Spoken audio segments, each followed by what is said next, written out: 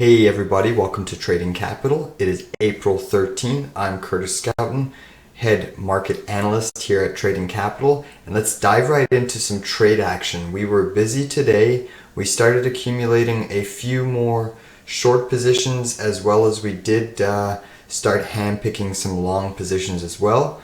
Overall, the markets did have a tremendous bounce. Big cap tech led the way to the upside today. It was why the markets were on a significant tear, along with consumer staples, and energy as well was also strong for the day. Let's jump right into SoFi. SoFi was a position that we are starting to accumulate. Now it's a mere 1% of our portfolio.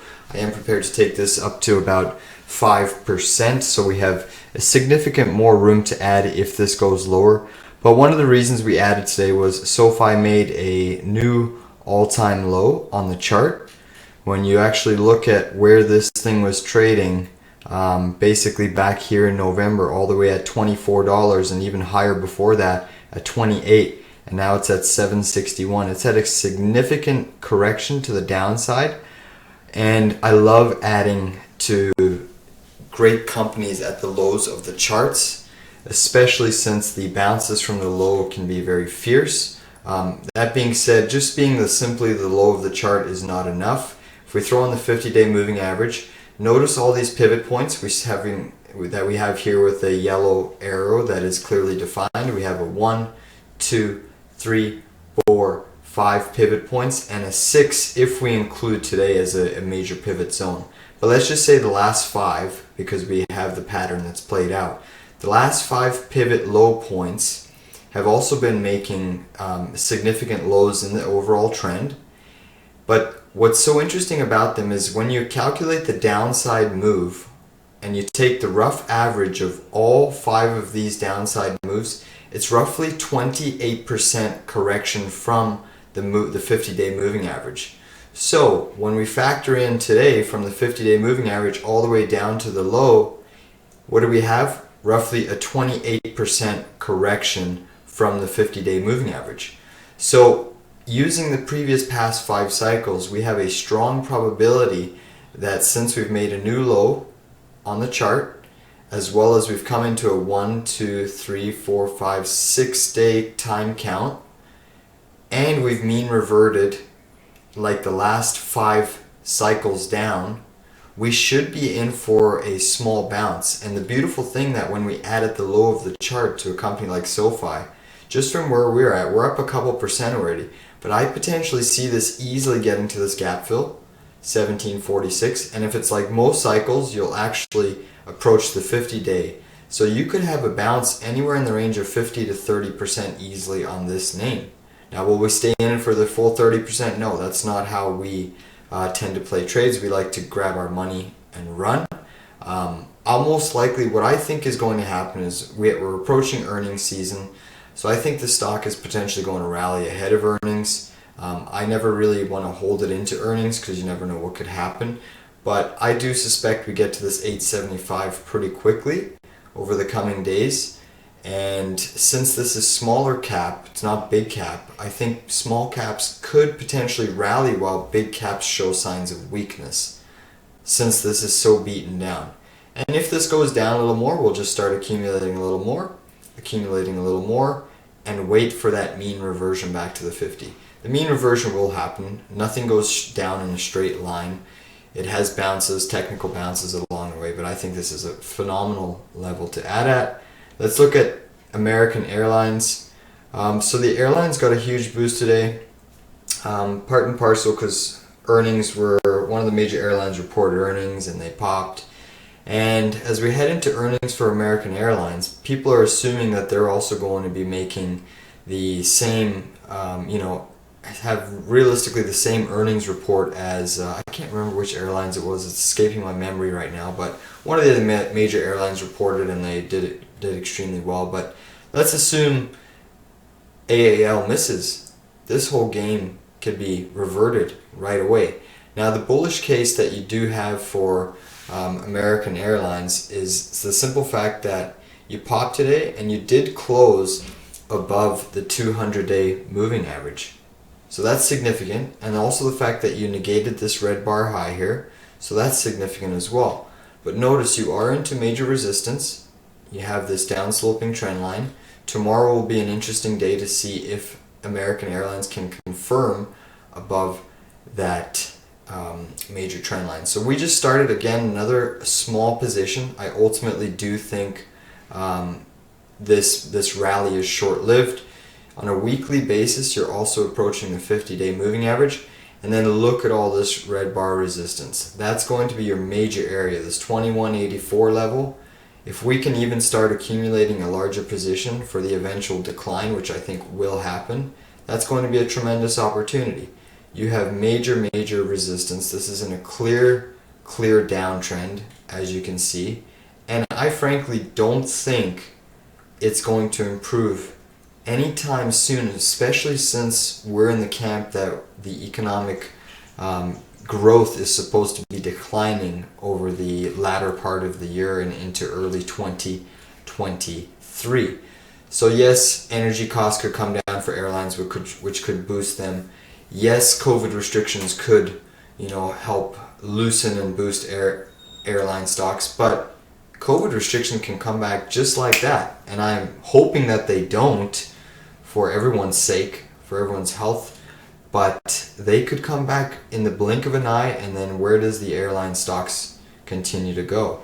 So I'm never a fan of these one big pop and surges, especially in a weak sector, as well as a weakening market. So when you factor in the macro patterns, as well as the fact that the market is assuming American Airlines is going to beat their earnings and revenue, when the estimate is now minus $2.39 on earnings, time will tell.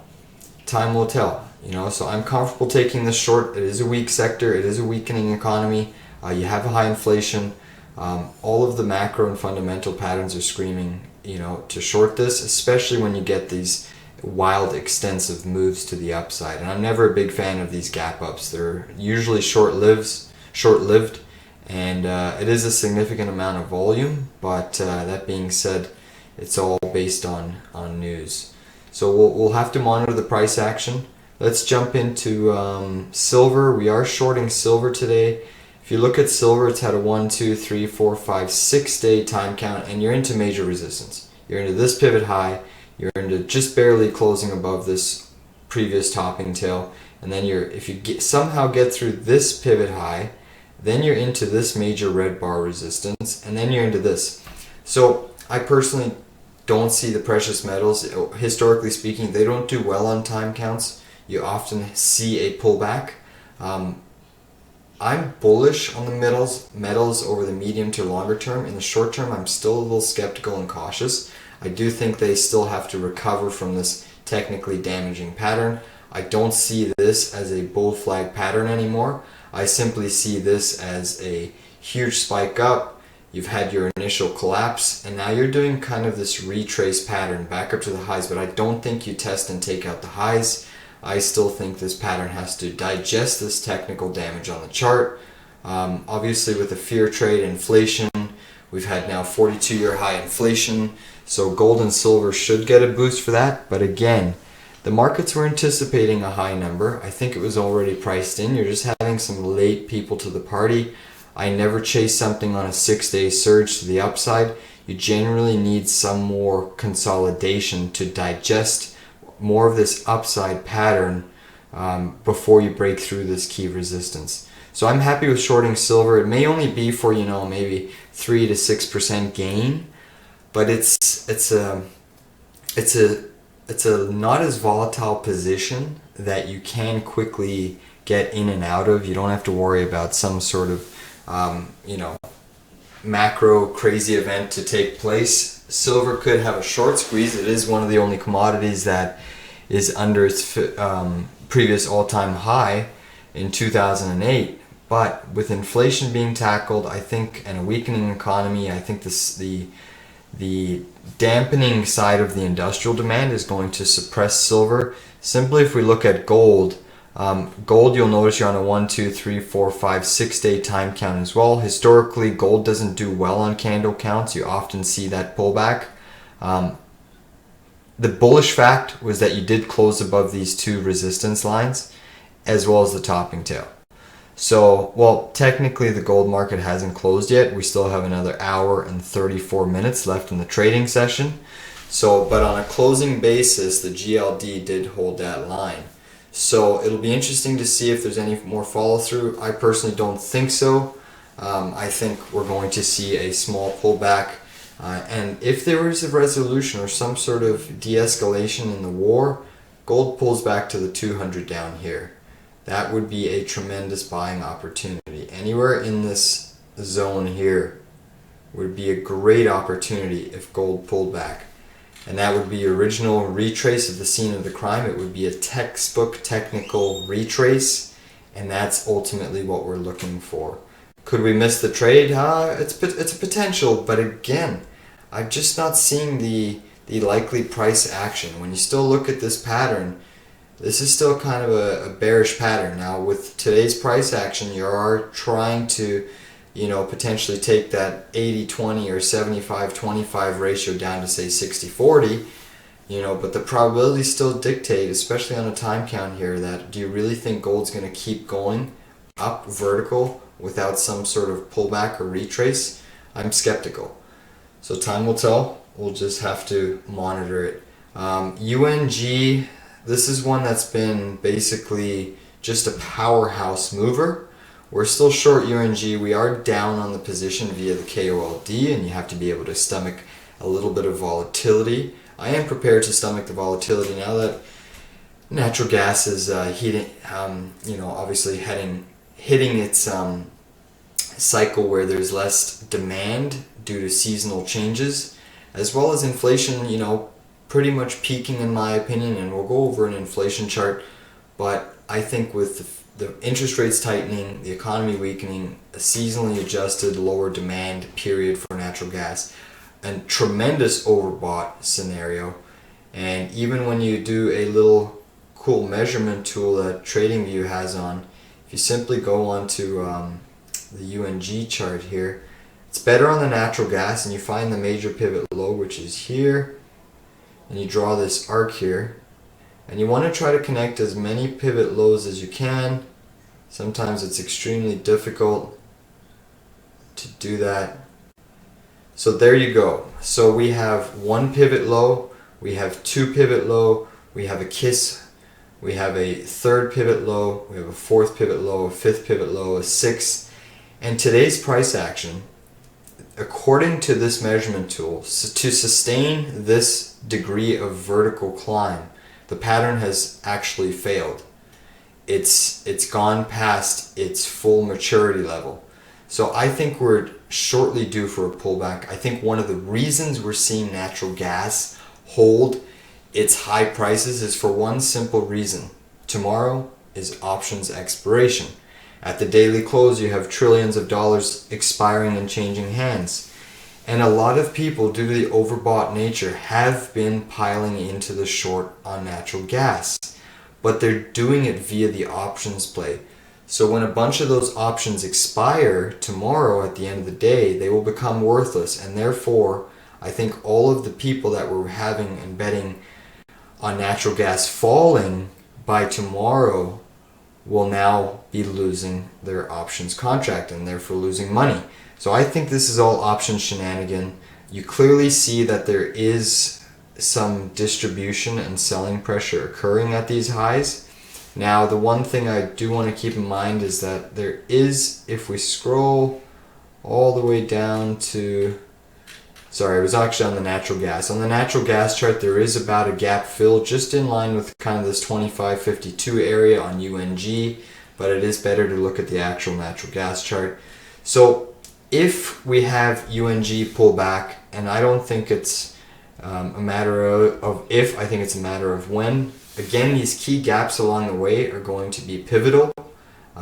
Simply having a correction back to fill this gap on UNG is an 8.69% correction. That's about a 16% gain on KOLD, which I think that could happen in one day. Potentially after options X, so maybe the Monday. And then if you fill the next major gap, which will be a pretty pivotal gap as you come into major support zones, you come into all this high pivot chop area, that would be an 18.5% decline, which would be roughly a 37% gain on the KOLD, and we would be significantly in the money. Again, I do think you come all the way back down to this major gap here. This was kind of your breakaway period, which started this tremendous move to the upside. But ultimately, I am in the camp that this has to pull back, at least to this $20 area to fill these two major gaps. And then potentially, if it has more legs, it can go higher. But patterns like this don't go straight up without coming back down. So I'm still in the camp of a pullback, and we'll just have to be patient on